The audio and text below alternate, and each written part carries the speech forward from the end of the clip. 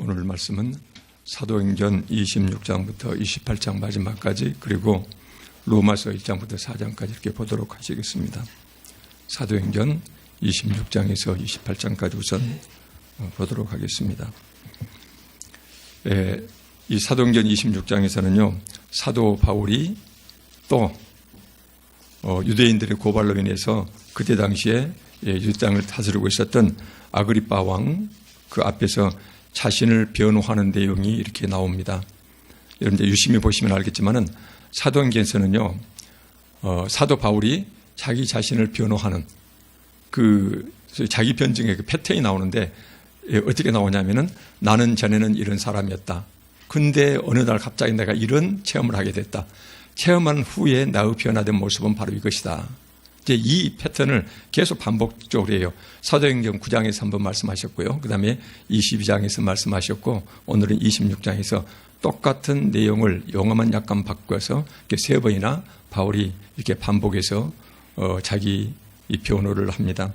여기 보니까는 첫째 우리가 26장 5절 한번 봐볼까요? 26장 사도행전 26장 5절을 보시면은 여기에서 바로 그 내용이 나옵니다. 내 사도 바울 내가 예수라는 사람을 알기 전에, 예수를 알기 전에는 내가 얼마나 유대교에 열성적이었던지, 그래서 이 사실을 나를 고소해서 나를 죽이고 원하는 나를 둘러싼 모든 유대인들이 잘 알고 있습니다. 바로 그 내용이 되겠습니다. 내가 예수 그리스도를 만나기 전에는 내가 어떤 사람이었다. 이것을 나를 고소하고 있는 저 유대인들이 너무나 잘 알고 있습니다. 그 내용이 26장 5절에 보니까는 일찍부터 날 알았으니, 자기를 고소한 유대인들 해중입니다. 알았으니 그들이 증언하려 하면, 그들이 나를 대해서 증언하려 하면은 아마 이런 내용이 될 것입니다. 그것이 바로 내가 우리 종교 가장 엄한 파를 따라 바리새인의 생활을 하였다고 할 것이라. 내가 우리 종교 가장 엄격한 바리새파 사람으로서 내가 어떻게 살아왔는가를 저들이 잘 알고 있습니다. 지금 그 말씀이거든요. 그래서 내가 우리 종교 가장 엄격한 파, 즉 바리새인파 사람으로서 내가 그동안 어떻게 살아왔는가를 저들이 잘 알고 있습니다. 그러고 나서 이제 두 번째 26장 9절부터는 그래서 내가 그때 당시에 예수 그리스도를 만나기 전에는 내가 가장 열성적인 유대교 중에서도 바리새파 사람에서 내가 얼마나 그때 당시에 확신에 차서 어떤 삶을 살았는가, 그것을 이제 여기서 쭉 얘기를 하고 있어요. 26절 9절에 보니까는 이제 단적으로 말하면 나는 예수와 예수 믿는 자들 핍박하는 것을 나의 사명으로 알았습니다. 지금 그 내용이거든요. 26장 9절에 보니까 나도 나사렛 예수의 이름을 대적하여 많은 일을 행하여야 될 줄로 스스로 생각하고, 이 말은 나는 온 힘을 다하여, 그때 당시에 유대인들은 전통 유대교의 소위 나사렛 그 이단으로 이렇게 파악을 하고 있었거든요. 그래서 나는 그때 당시 유대교 전통 가장 열심히 했던 바리새파 사람이어서 그때 내 입장에서는 예수 그리스도와 그 다음에 예수 믿는 자들을 철저히 핍박하는 것, 파괴하는 것, 그것이 바로 내 사명인 줄 알고 스스로 생각했다. 깊게 작정했습니다.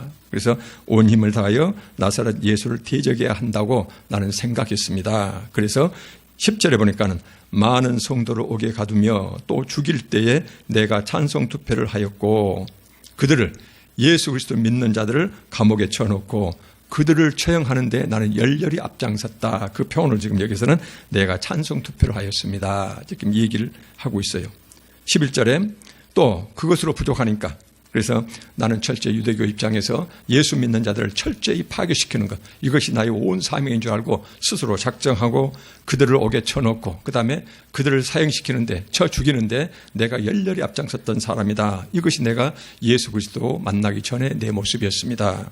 11절에 보니까는 그것도 부족해서 모든 회당이라는 모든 회당을 다 찾아다니면서 여러 번 형벌하여 그 회당 안에 예수 그리스도를 믿는 자들이 있으면은 전부 다 처벌했다 그 말이거든요. 처벌하여 강제로 모독하는 말을 하게 하고, 강제로 모독하게 하는 말을 했다. 이 말은 그들로 하여금 너 죽을래 살래 그러면서 너 당장 예수 그리스도를 저주하라, 그렇지 않으면 너 죽이겠다, 이런 식으로 강제로 모독하는 말, 예수 그리스도를 모독하는 말, 예수 그리스도를 저주하는 말을 하도록 그들을 강제했다.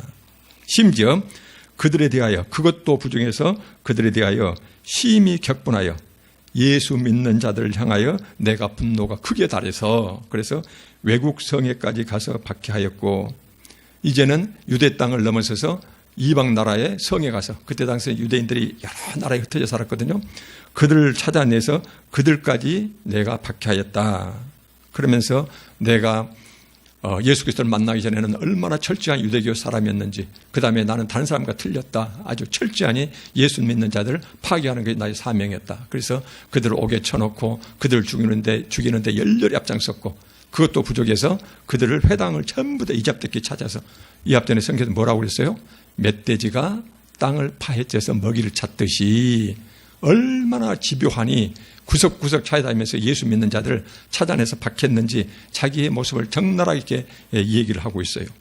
그래서 그것도 부족해서 우리나라에서 유대 땅만 아니라 외국까지 찾아가서 그들을 내가 철저히 찾아서 박해를 했다. 이것이 내의 전의 모습이었다. 그런데 내가 어느 날 갑자기 어느 분을, 그 예수 그리스도를 체험하게 되었다. 이것이 이제 26장 13절에 나왔어요. 하늘로부터 해보다 덜 밝은 빛이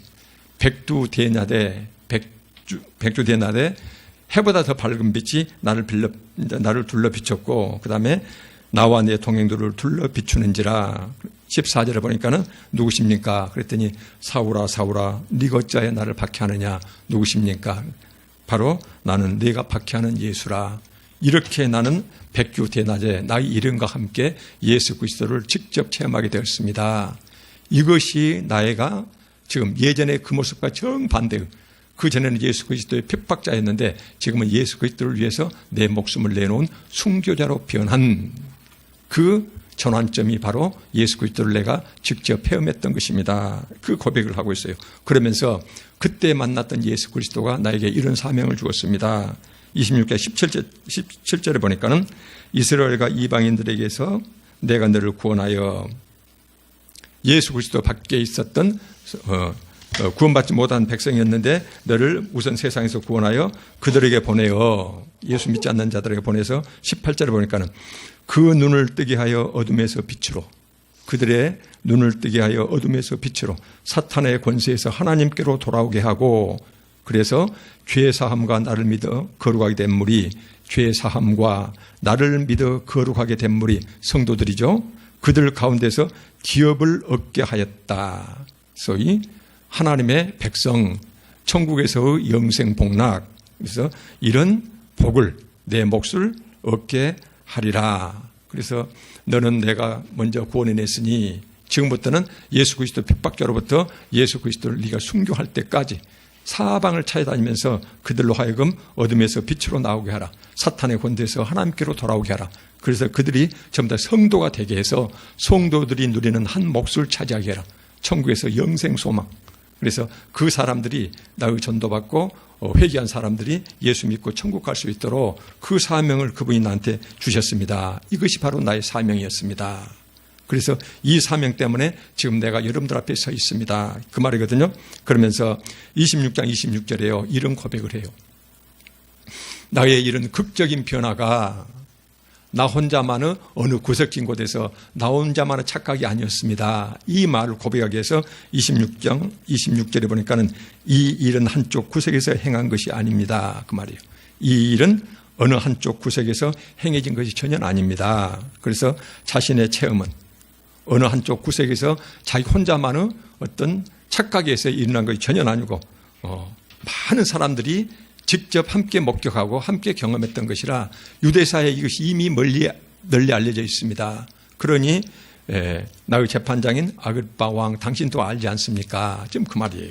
그러면서 이제 여기서 이제 이 말을 쭉 해놓고요. 우리가 특별히 26장 29절 말씀을 여러분들이 깊게 한번 묵상해 봤으면 좋겠어요. 26장 29절에 보니까는 자신의 변화가 지금 객관적으로 눈으로 보면은요, 바울은 비참한 상태에 돼 있거든요. 바울이 가는 곳마다 매가 따르고 투옥이 따르고 비방이 따르고 위협이 따르고 목숨이 왔다 갔다 하는 두들겨 맞고 배고픔과 맨 이런 것들이거든요. 오늘도 똑같아요. 자기 민족으로부터 고발당해서 그래서 이제 아그리파 왕 앞에서 재판을 받고 있는 상황이거든요. 모든 사람이 자견자 빼놓고 모든 사람들이 자기를 손가락질하고 죽이라고 난리쳐요. 근데 여기서 어떤 고백을 하냐면은 26장 29절 보니까는 당신뿐만 아니라 아그리파 왕 당신뿐만 아니라 오늘 내 말을 듣는 모든 사람, 자신을 죽이라고 지금 계속 고래고래 소리치고 있는 유대교인들, 이 사람도 다 이렇게 내가 결박당한 것 빼놓고는 나와 같이 되기를 하나님께 원하나이다. 나처럼 여러분들이 됐으면 좋겠습니다. 그 말이에요. 이게 이제 세상 사람들은 보면은 정반대의 경우겠죠. 세상 사람들은 비참한 경우거든요. 온 세상으로부터 지금 비방받고 고발당해서 세상 사람들이 전부 다 죽이라고 난리치고 있고 온 세상에 왕따 당하고 있거든요. 비참한 사람이거든요. 언제 죽을지 모르거든요. 근데 그 바울이 그 많은 사람들을 향해서 왕 당신도 그다음에 나를 고발한 모든 사람이 내가 지금 이렇게 묶여있는 것, 결박당한 것 빼놓고는 난 나머지 모든 것을 외에는 나와 같이 되기를, 나처럼 예수 그리스도를 철저히 핍박했던 자가 예수 그리스도를 만나고 나서 예수 그리스도를 알게 됐는데 그 예수 그리스도 안에서 구원받는 것이 얼마나 놀라운 복인지, 그래서 내가 누리는 복을 여러분도 좀 누려봤으면 좋겠습니다 라고 이렇게 여기서 고백을 해요. 나와 같이 되기를 하나님께 원하나이다. 지금 이 말이, 그래서 세상 최고의 것 예수 그리스도 안에서 영생의 상소망 누리는, 여러분들은 눈과 귀가 닫혀서 이것을 모르지만은 나는 그분의 은혜로 강권적으로 어느 날 갑자기 해보다 밝은 빛을 만났고 그분의 목소리를 들었고, 그래서 그분을 위해서 나는 영의 눈과 영의 귀가 열려서 여러분들이 보고 듣지 못한 것을 나는 보고 있는데, 그런데 여러분들이 나처럼 됐으면 정말로 좋겠습니다. 이런 고백을 해요. 그래서 우리가 교회 다니면서 나에게 감동이 없고 나에게 행복감이 차이들지 못하고 항상 세상 사람들이 갖추고 있는 세상 조건과 내 조건을 비교해서 내가 자꾸 부족한 것만 생각나고 이런 사람은 실은 우리가 하나님을 깊게 체험하지 못한 그런 상황이겠죠. 예수 그리스도를 깊게 체험한 사람들은 전에도 몇 번 여러분들 말씀드렸지만 2000년 교회 역사에서 그 순교당했던 그런 케이스들이요. 이런 상황을 보면은 그 사람들은 목숨이 왔다 갔다 하는 상황에서도 전혀 흔들림 없이 불 속으로, 그 다음에 십자가 속으로, 칼날 앞으로 자기 어린 4살짜리, 6살짜리 그 죽음 앞으로 내모면서 눈 하나 깜짝 안 했던 그런 사건들이요. 그런 사람들은 그때 당시에 돈 없는 품꾼들이었고 노예들이었지만은, 그러나 하나님 눈에 봤을 때는 정말로 큰 복을 받은 사람들이었거든요.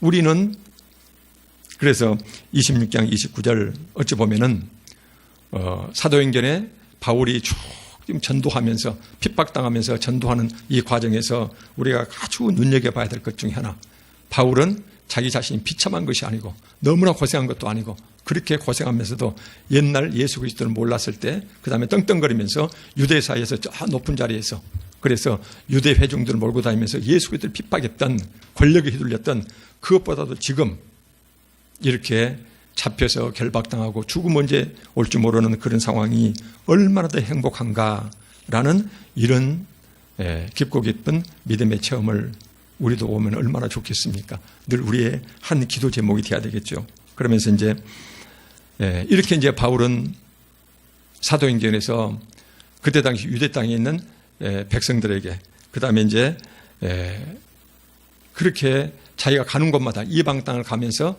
그렇게 많은 전도를 했지만은, 그런데 자기가 그 체험했던 생생한 체험, 그 다음에 예수 그리스도로부터 받은 사명, 그것을 해서 여러분들의 손가락질하는 그분이 바로 우리의 메시아고 그분 안에 우리의 영생이 있습니다. 우리의 구원이 있습니다. 그렇게 얘기하지만은 세상 반응 자체가 그렇게 여의치가 않았어요. 그런 말씀이 28장 23절 이하에 이렇게 쭉 나옵니다. 28장 한번 봐볼까요? 사도행전 28장 23절에 보니까는 바울이 아침부터 저녁까지 강론하여 하나님의 나라를 증언하고 예수님에 대해서 모세의 율법과 선지자의 말을 가지고 예수에 대하여 그렇게 구원했지만은 28장 24절에 보니까는 그 말을 믿는 사람도 있고 믿지 아니하는 사람도 있어서 25절에 서로 맞지 아니하여 서로 의견이 틀려져서 의견이 일치되지 않으니까 흩어졌다. 그들이 흩어졌다 그 말이거든요. 바울의 얘기를 듣고 있다가 저 말이 사실은 같다, 아니다. 그래가지고는 자기들끼리 의견 통일이 안 되니까는 바울의 말을 듣다가 흩어지려 할 때에 바울이 한 말로 이르되, 그때 마지막에 그들을 향하여 바울이 했던 말이 있습니다. 한 말로 이르되 한마디 덧붙였다, 그 말이거든요. 그 표현이 바로 뭐냐면 25절에 성령이 선지자 이사야를 통하여 너희 조상들에게 말씀하신 것이 옳도다. 성령이 선지자 이사야를 통해서 옛날 너희 조상들에게 했던 말씀했던 그 말씀이 바로 옳도다. 바로 뭐냐면은 실망한 바울이 영의 눈과 귀가 닫힌 백성들을 향해서 당신들이 믿는 이사야가 이렇게 말했다. 이 말은 여러분들의 선조한테 한 말이 아니고 지금 내 말을 듣고 여러분들한테 이사야가 한 말이다. 그 말씀이 바로 뭐냐면은 26절에 보니까는 일러스되 이사야가 말씀하시되 이 백성에게 가서 말하기를 너희가 듣기는 들어도 도무지 깨닫지 못하며 보기는 보아도 도무지 알지 못하는다. 들어도 보아도 도무지 깨닫지도 못하고 알지도 못한다. 27절에 이 백성들의 마음이 우둔하여져서 마음의 문을 닫았다. 그 귀로는 둔하게 듣고 귀를 막고 그 눈은 감았으니 눈을 감은 탓. 왜 이 백성들 26절에 도무지 들어도 그렇게 보아도 깨닫지 못하고 알지 못하는가? 그 이유는 27절에 이 백성들이 마음이 닫히고 귀를 막고 눈을 감았으니 어떻게 하늘로부터 오는 구원의 말씀을 너희들이 받을 수가 있겠느냐, 지금 그 말씀이에요. 그래서 바울의 예수 그리스도를 전하는 그 말씀을 듣는 회중들이 결국은 그 말을 일부는 믿고 일부는 믿지 못하고 그래서 서로 의견이 달라서 흩어질 때 거기다 대고 마지막 했던 말이 이제 사도행전을 마지막 마치면서 하는 말입니다. 바울이 이사야가 너희 선조에게 했던 말을 당신들은 기억하시오. 그것은 선조들에게 했던 말이 아니고 이사야가 바로 당신들에게 하는 말이다. 지금 이 자리 당신들은 마음이 닫혔다. 귀를 막고 있다. 눈을 닫고 있다.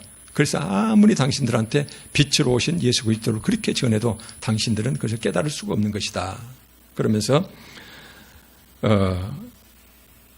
만약 그렇지 않았더라면 여러분들이 마음이 열리고 눈과 귀가 열렸더라면 그 말입니다. 이는 눈으로 보고 귀로 듣고 마음으로 깨달아 내게 돌아오면 예수께로 돌아오면은 내가 고쳐줄까 함이라. 내가 그들을 고쳐주었을 텐데, 지금 그 표현인데 27절 이 말씀이 지금 이렇게 얼른 와닿지 않도록 이렇게 되어 있습니다. 그래서 26절에 도무지 들어도 보아도 깨닫지 못하는 그 이유 자체가 27절의 상반절이요.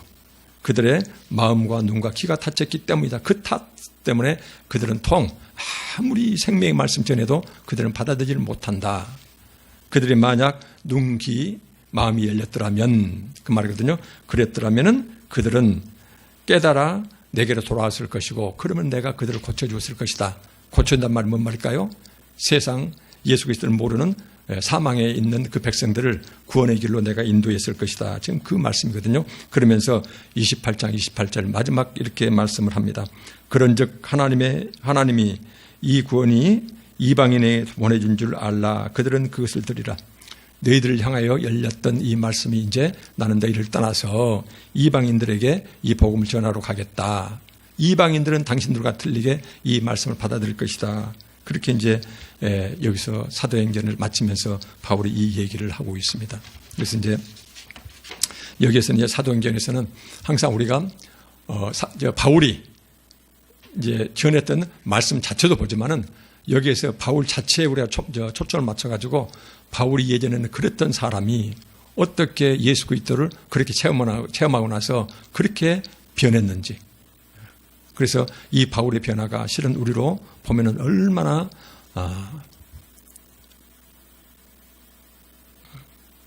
우리가 담고 싶은 그런 부분이죠. 정말 담고 싶은 부분이에요. 그래서 바울은 이 세상에 어떤 것도 바울을 불행하게 만들 수가 없거든요. 바울은 이 세상 최고 것을 이미 가졌어요. 이 세상 것에 비교할 수 없는. 그러니까는 그 고통 중에서도 눈 하나 깜짝 않고, 그래서 이런 사람들은 세상에 감당할 수 없는 그런 사람으로 변했거든요. 우리는 똑같이 바울이 전했던 그때 그 말씀을 우리는 기록된 성경 말씀을 통해서 보고 있거든요. 그래서 바울은 그때 당시에 자신에게 직접 나타났던 밝은 빛, 그 다음에 예수 그리스도의 음성을 들었지만 우리는 똑같은 것을 성경에 기록된 말씀을 통해서 우리가 체험할 수 있거든요. 그래서 우리가 늘 기도하면서 우리도 똑같이 바울처럼 기록된 말씀을 통해서 예수 그리스도의 음성을 듣고 그 다음에 예수 그리스도의 밝은 빛을 접할 수 있도록 늘 우리의 기도, 중요한 기도 내용이 되어야 되겠죠. 이제 다음으로 로마서로 들어가겠습니다. 로마서는 바울이 방금 우리가 봤던 사도행전 기록하기 약 5년 전에 기록했던 말씀입니다. 책 순서는 이제 로마서가 따로 다음에 나와 있지만은 기록된 순서는 사도행전 기록되기 전 약 5년 전에 기록되어 있습니다. 이것은 바울이 1차, 2차, 3차 그때 이제 선교여행 갈 때에 3차 선교의 맨 마지막 고린도라는 지방에서 기록했을 것이다라고 이제 역사학자들은 이렇게 추정을 해내고 있습니다. 그런데 이제 그때 당시에 바울이 고린도에서 로마 교회를 향하여 이 편지를 쓸 때는 그때 당시에 이제 이 편지 기록 그 대상이 되고 있는 로마의 교회는 어떤 상태에 있었냐면요. 로마 교회는 참 특이했어요. 사도들의 도움을 전혀 받지 않고 로마에서 자생적으로 예수 그리스도의 교회가 생겨났거든요. 그래서 이것은 성경학자들이 풀기를 어떻게 하냐면은 예수 그리스도가 그때 순교하시고 십자가에 돌아가시고 그 다음에 오순절날 성령 강림이 있었던 그 놀라운 그때 당시에 항상 유대 백성들은 디아스포라 백성들은 때가 되면은 오순절날 되면은 이제 그때쯤 되면은 그 예루살렘으로 이제 쭉 전부 다 모였거든요. 그래서 타지방에 살았던 유대인들이 그때 당시에 예루살렘에 모였다가 그때 체험하고 나서 이 사람들이 뿔뿔이 이제 자기가 살던 고향으로 돌아갔거든요. 그때 돌아갔던 사람들이 전도를 했을 것이고 그래서 로마에 살고 있는 유대인들과 그다음에 그들의 전도를 받는 사람들이 모여서 로마 교회를 형성하고 있었어요. 그런데 이 로마 교회는 이렇게 자생적으로 생긴 교회죠. 그러니까 문제가 많았어요. 어떤 문제가 많았냐면 첫째, 사도들의 구체적인 이 지도를 받지 못했기 때문에 예루살렘에서 잠깐 체험하고 돌아갔던 그 유대인들이 자기 스스로가 예수 그리스도를 믿는다고 하면서 교회를 설립해 놨는데 이 사람들은 아직도 철저하니 유대식 유대교의 율법주의에 빠져 있었어요. 예수만 믿어서는 절대로 구원 못 받는다. 그래서 구약에 나타나 있는 모든 율법의 소위 할례의식이랄지 이런 걸 전부 다 해야 우리가 구원받는다라는 율법주의에 철저히 빠져 있었고 둘째, 유대교 교인들을 빼놓고 나머지 그 이방인들로서 유대인들의 전도를 받아서 교회에 와서 이 사람들은 잘 모르니까 이 사람들은 겉으로만 이제 예수 그리스도를 믿고 있으면서도 속에 정확한 교리가 없어가지고 자기들이 이방 나라에서 섬겼던 모든 정통 풍속을 그대로 지키고 있었어요. 이런 이제 문제점이 있었거든요. 그 다음에 로마는 지리적으로 굉장히 교회가 힘들 수밖에 없는 상황이었어요. 왜냐하면 그때 당시에 로마 황제에 대한 이 황제 숭배가 철저히 극에 달했던 시기이기 때문에 그래서 지리적으로 로마 황제의 숭배가 아주 압도하고 있었고 분위기가. 둘째는 유대인들의 경우는 아직도 유대 율법주의에 철저히 빠져가지고 예수 그리스도만으로 우리는 구원받는 것이 아니다. 이런 주의에 빠져 있었고 그 다음에 이방인들의 경우는 자기들이 이방 나라에서 이방신 섬겼던 그런 풍속이 그대로 가지고 와서 함께 섬기고 있었어요. 누가 지도할 사람이 없어서. 그래서 이 모습을 바라보고 있던 바울이 그렇게 로마를 가고 싶었거든요. 그래서 그때 책 하지 못할 때 썼던 편지들이거든요. 그래서 로마서의 핵심은 바로 이겁니다.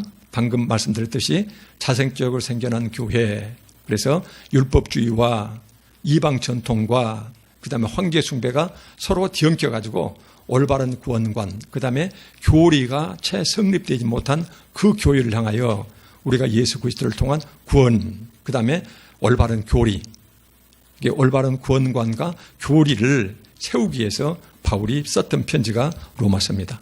그래서 로마서는 성경 전체의 교리서 중에 핵심 교리서라고 할 수가 있죠. 그래서 이제 로마서 1장 17절을 봐볼까요? 우리가 잘 알고 있는 복음에는 하나님의 의가 나타나서 여기서 우리가 이제 하나님의 의라는 단어를 이제 그냥 이렇게 쭉 풀어서 말씀드릴게요. 하나님의 의라는 것은 바로 뭐냐면은 하나님과 죄인들 간의 올바른 관계에 들어가는 상태를 의라고 그러거든요. 여기에서. 그래서 하나님께서는 복음에는 하나님의 의가 나타나서 이 말씀을 우리가 자세히 풀면은 하나님께서는 우리한테 복음을 주셨는데 그 복음 속에서 하나님 뭘 나타내시냐면은 너희 죄인들이 어떻게 하면은 나하고 올바른 관계, 그 관계가 바로 뭘까요? 나는 너희 하나님이 되고 너는 내 백성이 되고 나는 너 구원자가 되고 너희들은 내 구원받는 백성이 되고, 그래서 지금은 죄인으로서 형벌 가운데 살지만은 내 백성으로서 너희들이 구원을 받게 되는 그 길, 그것이 바로 뭐냐면은 하나님과 그 백성들 간의 올바른 관계가 이루어지는 것을 여기서는 하나님의 의라고 봅니다. 그래서 의라는 것은 관계 그 개념이거든요. 그래서 지금은 하나님과 원수져 있거든요. 죄악 가운데 살아가고 있으니까. 그런데 어떻게 하면 너희들이 내 백성이 되고 나는 네 하나님이 되어서 우리가 하나같이 살아가고 내가 너를 구원할 것인가, 이 길을 보여준다는 것이 바로 뭐냐면은 복음에는 하나님의 의가 나타나 있다, 그 말이거든요. 그래서 복음, 예수 그리스도를 통해서 전달되어지는 그 복음 속에서는 하나님께서 어떻게 하면 너희들은 내 백성이 되고 나는 너희 하나님이 되어서 너희하고 나하고 올바른 관계가 돼서 내가 너희를 구원할까, 그 방도, 그 방법, 그 길을 복음에다 일일이 기록해 놓으셨다, 그 말이거든요. 그래서 복음 속에는 하나님의 의가 나타나 있습니다. 그러면서 믿음으로 믿음에 이르게 하나니, 이 일은 오로지 믿음으로만, 하나님의 의, 하나님과 올바른 관계가 되어서 구원받는 백성이 되는 것은 오직 믿음으로만 된다는 표현을 믿음으로 믿음에 이르게 하나니, 그 표현입니다. 그래서 쉬운 성경에서는 이 일은 오로지 믿음의 근거에서 일어납니다. 다시 말하면 인간은 오직 믿음을 통해서만 하나님과 올바른 관계, 구원받는 백성이 될 수가 있습니다. 그러면서 기록된 바, 이 기록된 바는 하박국 2장 4절에 기록된 말씀이죠. 오직 의인은 믿음으로 말미암아 살리라 함과 같다. 똑같은 표현입니다. 의인은 하나님과 올바른 관계에 들어선 자는, 구원받은 백성이 된 자는 오직 믿음으로만, 그래서 영원한 생명으로 살게 될 것이다. 지금 그 표현이거든요. 하박국.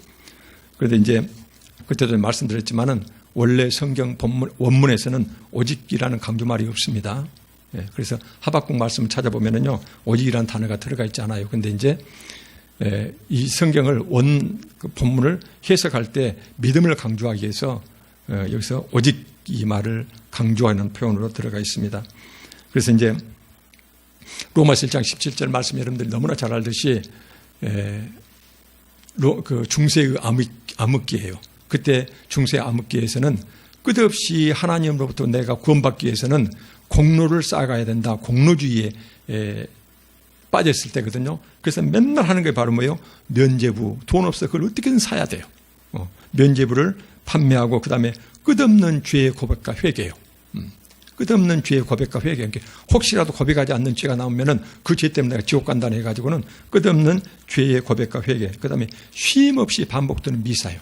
루터 같은 경우를 보면은 밤 늦게까지 미사를 보고 새벽에 나서 또 미사를 봤어요. 하루 종일 미사를 봐요. 그러면서 끝없이 자기 이제 죄를 고백을 하거든요. 그렇지 않으면은 언제 고백하지 않는 죄가 있어가지고 내가 지옥 갈지 모르니까. 그랬는데 루터가 바로 로마서 1장 17절을 보고 나서 그렇다. 내가 구원받는 것은 내 공로가 아니고 하나님의 사랑. 그래서 예수 그리스도를 믿으면은 그 믿음으로 내가 구원받는 것이다. 그래서 이 로마서 1장 17절을 통해서 중세 로마의 캐토릭과 그다음 프로테스탄트, 우리가 이제 서로 갈라지는 분기점이 됐던 말씀이 바로 이 말씀이죠. 그래서 오직 의인은 믿음으로 말미암아 영원한 생명을 얻어서 우리는 살게 될 것이다. 지금 이 말씀이에요. 그래서 이제 이후에 로마서 1장 17절 말씀이 그렇게도 이제 우리 프로테스탄트가 탄생하는 그런 계기가 됐던 핵심 말씀이기 때문에 그 다음에 우리 개신교에서는 그동안 알게 모르게 오직 우리가 믿음으로만 구원받는다. 그래서 행함에 대해서는 믿음과 대척점에 있는, 그래서 행함과 믿음, 믿음과 행함, 믿음과 율법을 서로 대립되는 것으로 이렇게 보고 있거든요. 그래서 전에 말씀드렸듯이 심지어 우리한테는 예수 믿는 자는 전혀 행할 필요가 없다. 하나님 말씀대로 살아가도 말하자면 살아갈 필요가 없다라는 것을 강조하는 식으로 우리는 어때요? 죄 갖고 태어난 죄성에 젖어 있는 우리는 하나님 말씀 제대로 순종할 수가 없다. 그래서 불가능성이요. 순종의 불가능성. 그 다음에 우리는 이미 믿음으로 구원받았기 때문에 순종할 필요가 없다. 순종하지 않더라도, 다시 말하면 행함이 없다 하더라도 우리는 이미 믿음으로 구원받았다라는 것. 세 번째는 어때요? 믿음으로 구원받고 행함으로 구원받는 게 아니기 때문에 행함을 절대로 강조해서는 안 된다. 이 세 가지요. 나는 원래 죄성이 많아서 행할 수가 없다. 둘째, 믿음으로 구원받았기 때문에 굳이 행할 필요도 없다. 세 번째 때요. 믿음으로 행함을 강조하면은 믿음 구원을 우리가 훼손시키는 것이기 때문에 그래서 행함을 절대로 강조해서는 안 된다. 이런 소위 삼중 알리바이에 빠져 있다라고 이렇게 신학계에서는 지적을 하고 있다라는 것이거든요. 그래서 실은 교회에서 이렇게 이루어지는 것하고요, 신학계에서 서로 그 논의되는 것하고는 전혀 틀려요. 신학교에서 배우는 것하고 교회 분야가 너무나 틀리거든요. 근데 그렇지가 않아요. 우리가 보면은 17절에서 이제 이 바울이 오직 의인은 믿음으로 말미암아 산다. 그래서 믿음을 그렇게 강조한데요. 똑같은 바울이 다른 데서는 믿음보다도 행함을 오히려 강조하는, 그래서 순종을 강조하는 이런 말씀이 또 나오거든요. 그래서 이제 우리가 로마서를 보게 되면은 이런 혼란에 빠지게 됩니다. 어쩔 때는 믿음을 그렇게 강조하고 행함을 깎아내렸는데 어디서 보면은 행하지 않고는 넌 구원받을 수 없다. 이 말씀이 또 나오거든요. 그래서 보면은 믿음과 율법 자체가 행함을 이제 포함하고 있는 개념이죠. 율법이라는 것은 행하라, 하라, 하지 마라는 것을 순종하라는 것이니까. 그래서 믿음과 율법, 다시 말하면 믿음과 이 행함 관계를 로마서를 보다 보면은 서로가 혼란스럽게 표현된 것 같은데, 이제 예를 한번 들어볼까요? 2장 17절 한번 봐볼까요? 2장 13절. 로마서 2장 13절.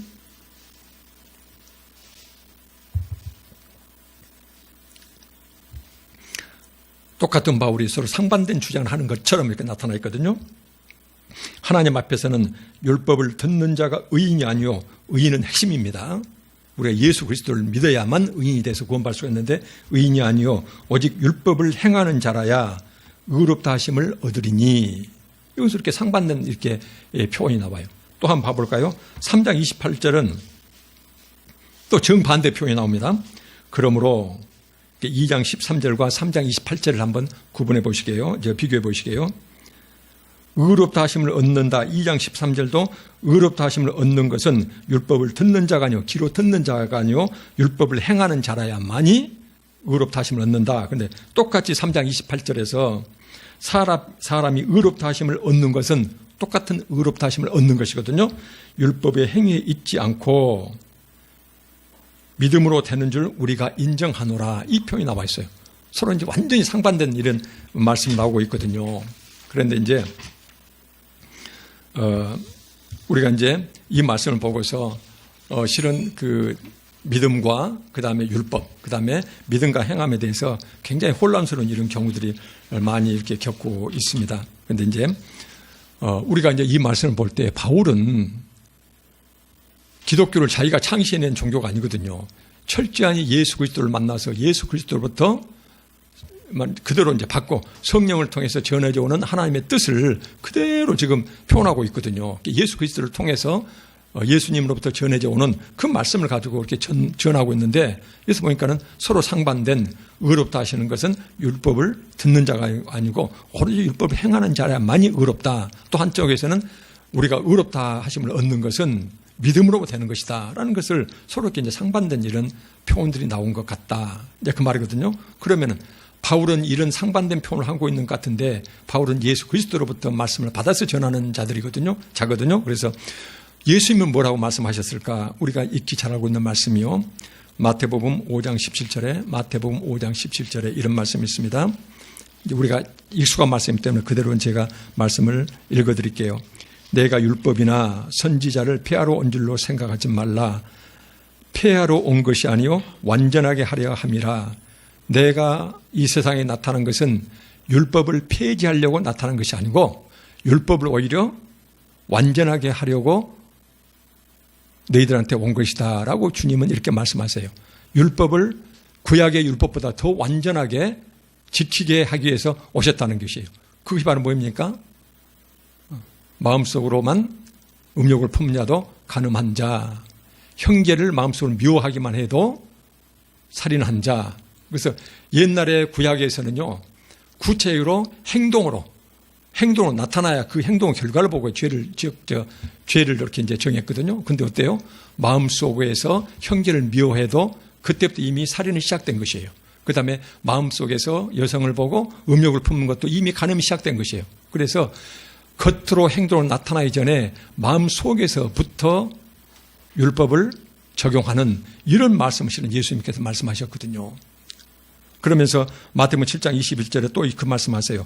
나더러 주여 주여 하는 자마다 다 천국에 들어갈 것이 아니요 소위 입술 신앙으로만 천국에 들어갈 수 있는 것이 아니다. 그러면서 다만 오직 그 말이거든요. 하늘에 계신 내 아버지의 뜻대로 하늘에 계신 내 아버지의 뜻대로 행하는 자라야 들어가리라. 그래서 입술 신앙이 아니고 여기서 뭐예요? 손발 내 삶의 신앙을 가지고 너희들은 하늘나라에 들어가게 될 것이다. 판단 기준이 그것이다. 이 말씀을 하고 계세요.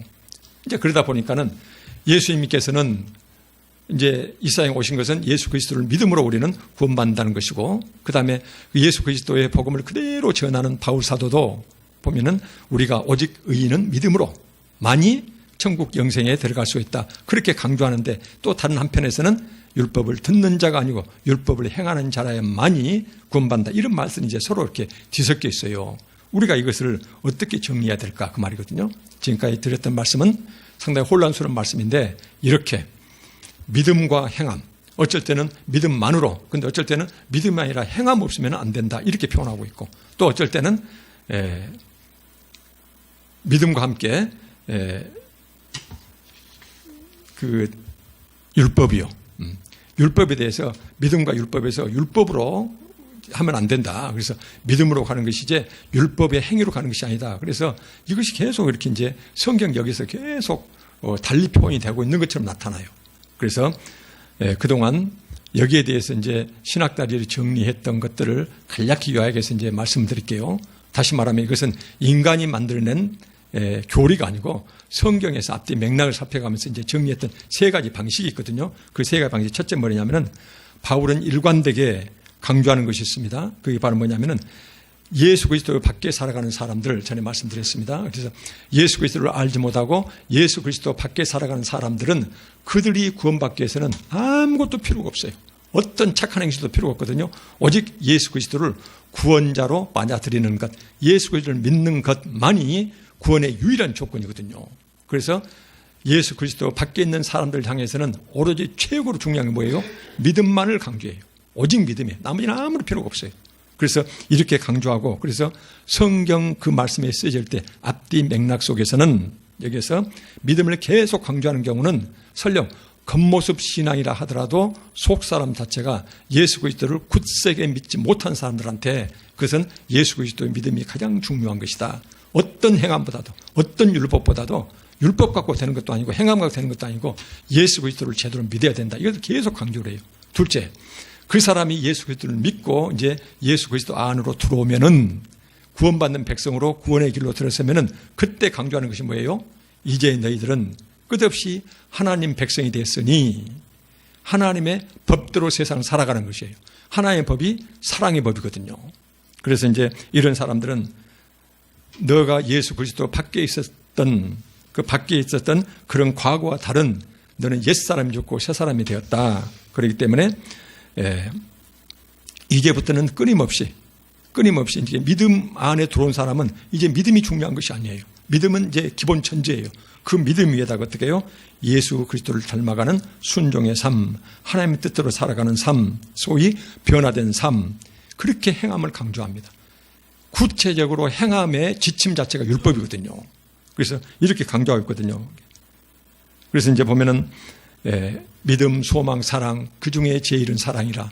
믿음이 아니거든요. 그래서 믿음과 소망, 사랑, 그 중에 제일은 사랑이라. 이 말씀은요, 이미 예수 믿고 들어있는 사람들한테는 믿음보다도 나머지 사랑이 훨씬 더 중요해요. 믿음은 기본 전제니까요. 그래서 첫째, 예수 그리스도 밖에 있는 사람들한테는 가장 중요한 게 믿음이다. 아무런 어떤 착한 행실도 예수 그리스도를 구원의 길로 들어서는 데는 도움이 되지 않고 오직 예수 그리스도 믿음뿐, 예수 그리스도를 믿고 이제 구원의 길을 걷는 자는 이제는 가장 중요한 것이 사랑이다. 소위 성화된 삶, 이걸 강조하고 있죠. 그래서 이 두 가지요. 그래서 성경을 보실 때는 거기서 믿음을 강조할 때는 그 사람들이 실은 다시 한 번 말씀드리면은 이미 예수 믿는다고 들어온 사람이지만 그 속 사람이 아직도 예수 그리스도를 제대로 믿지 못한 사람들한테 계속 강조하는 것이 믿음을 강조하고 있고, 그 다음에 제대로 믿는 사람들한테는 그 사람들한테는 계속 강조하는 것이 사랑, 끝없는 사랑이거든요. 자기 희생적 사랑을 이렇게 강조를 해요. 이제 마지막 세 번째가 있습니다. 그게 바로 뭐냐면은 이 외에 바울이 성경에서 율법을 부정적으로 말할 때, 행함을 부정적으로 말할 때는 반드시 전후 맥락이 있습니다. 그 맥락이 바로 뭐냐면은 대부분이 예수 그리스도 안에 있든지 그 다음에 예수 그리스도를 제대로 믿든지 안 믿든지 간에 율법을 지키는 것, 그 다음에 행하는 것, 행하는 것, 그 다음에 율법을 지키는 것 자체를 자기의 의, 자기 공로로 생각할 경우에 예수 그리스도 안에 있든지 밖에 있든지 간에 율법대로 살아가는 자체를 내가 하나님 앞에 이렇게 공을 쌓고 있다. 그래서 율법에 대한 순종, 그 다음에 행함 이 자체를 자기의 공로로 생각하는 그런 사람들, 그런 맥락에서는 절대로 하나님 앞에서 율법을 너희들이 순종한다고 해서 아무리 착한 행실로 행함이 따르는 그런 믿음으로 살아간다 하더라도 그 자체는 하나님 앞에서는 공로가 될 수 없다는 것이에요. 전에도 말씀드렸지만은 이것을 우리가 이렇게 표현하면 어떨까요? 나는 하나님께 수천억 빚을 졌거든요. 수천억 빚을 지고 있어요. 근데 내가 하나님께 갚으려고 내 통장에다가 한 기백만 원을 그놈 모아놨어요. 그것이 하나님 앞에 공로가 될까요? 공로가 될 수 없거든요.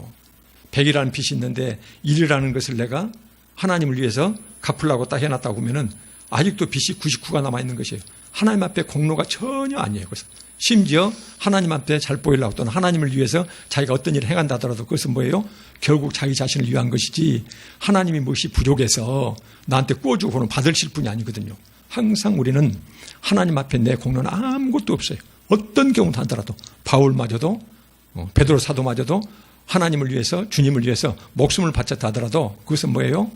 그분께 얻은 헤아릴 수 없는 그 은혜에 비하면은 접삼할도 못한 것이기 때문에 그것은 공로가 될 수가 없어요. 그래서 성경에서는 혹시라도 착각해가지고 내가 하나님 말씀대로 이렇게 살았으니까 이렇게 순종했으니까 그러니까 이것을 하나님 앞에 내가 공로다 해서 자기 의로 생각하는 것, 하나님 앞에 내가 이렇게 공로 세웠다고 자기 잘났다고 의로 착각하는 경우에 그때는 바울이 됐든 누가 됐든 간에 아주 혹독하니 그것에서 행함 그 다음에 율법 준수에 대해서 비판적인 입장으로 말씀하신다 이것이에요. 다시 한번 간단히 요약드리면은 성경에서 믿음과 행함, 믿음과 율법 여기에 대해서 서로 상반된 주장이 나타난 것 같은데 그래서 우리가 헷갈릴 수가 있는데 전혀 그것이 아니다. 예수 그리스도 밖에 있는 자는 오로지 믿음이다.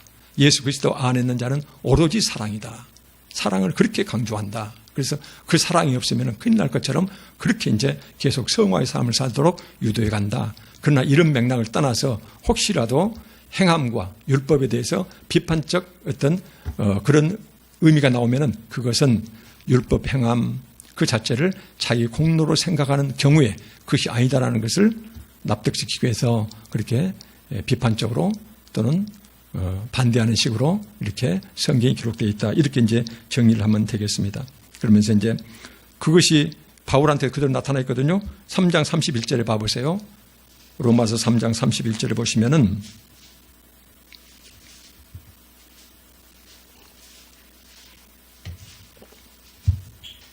바울에게 믿음과 율법이 서로 상반된 것이 아니에요. 서로 대립적인 것이 아니거든요. 3장 30절에 보니까는 그런즉 우리가 믿음으로 말미암아 율법을 파기하느냐? 내가 믿음이 있기 때문에 율법을 파기하고 율법을 무시해도 되느냐? 그 말이거든요. 그럴 수 없다. 도리어 율법을 굳게 세운다. 그래서 내가 믿음을 갖고 있으면은 오히려 율법을 굳게 세운다. 율법을 훨씬 더 존중하게 된다. 율법을 더욱더 떠받들게 된다는 것이에요.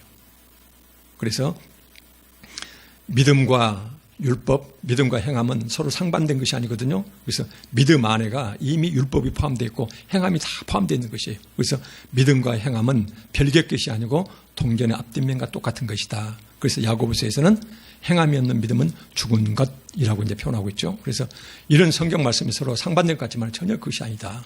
이것을 오늘 정리가 됐으면 좋겠습니다. 성경에서는요, 일관되게 행함, 성행, 선행 이런 것을 구원을 얻기 위한 조건으로 한 번도 말씀하신 적이 없어요.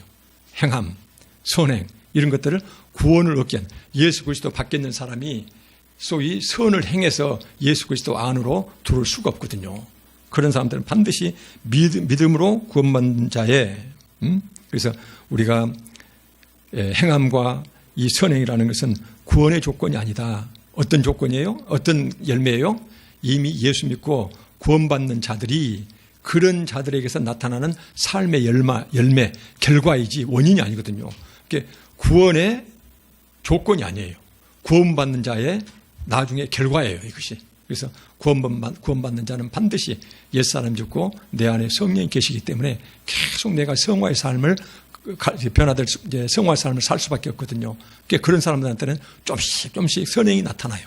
그래서 예수 믿는 자의 소위 결과로서가 이런 성화가 행함이 나타난다. 그래서 예수 믿음과 행함 이런 것은 절대로 분리되는 그런 성격이 아니다. 그래서 오늘날 우리가 이 믿음이라는 단어를 너무나 쉽게 보고 믿음과 행함을 서로 대립되는 것을 이렇게 개념으로 봐서는 절대 안 되고 믿음은 반드시 행함으로 증명돼야 된다. 이 기본 전제를 우리가 기억했으면 합니다. 믿음은 반드시 그 자신의 삶으로 증명돼야 된다. 그래서 성경에서 그렇게 말씀하시는 나무가 좋은 나무인지 나쁜 나무인지를 어떻게 아느냐. 그 나무의 열매를 보고 알라. 이 말씀의 연장선에서 똑같습니다. 믿음은 반드시 행함으로 드러나게 돼 있다. 그래서 내가 겉모습 행함은 믿음은 있는데 계속 내가 행하는 것이 부족은 괜찮아요. 그런데 행하지 않아도 된다.